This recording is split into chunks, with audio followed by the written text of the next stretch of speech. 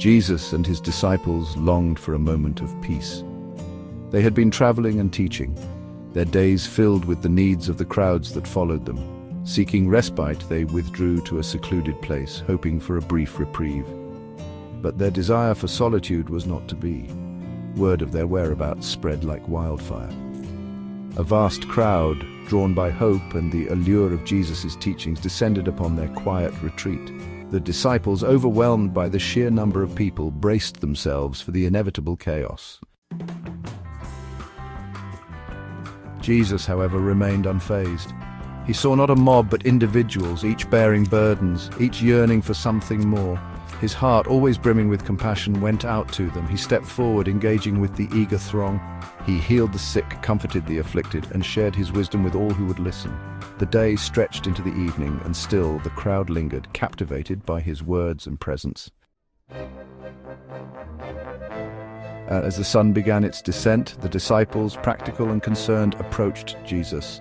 "Lord," they said, "this is a desolate place and it is getting late. Send the crowds away so they can go into the villages and buy food for themselves."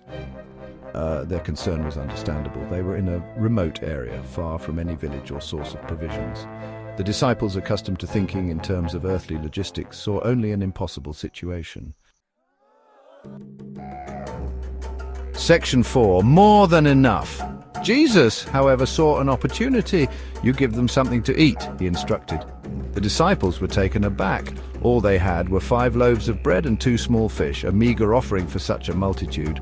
But Jesus, with unwavering faith, took the loaves and fish, looked up to heaven, and gave thanks. Then he broke the bread, multiplied it miraculously, and gave it to his disciples to distribute among the people. Section 5. Bread for the body, bread for the soul. And so in that deserted place a miracle unfolded. 5,000 men, plus women and children, were fed until they were completely satisfied. The scraps that remained filled 12 baskets, a testament to the boundless generosity of the provider. But this miracle was about more than just physical nourishment. It was a powerful symbol of Jesus' divine power and his boundless love for humanity. He was the bread of life, offering sustenance not just for the body, but for the soul as well.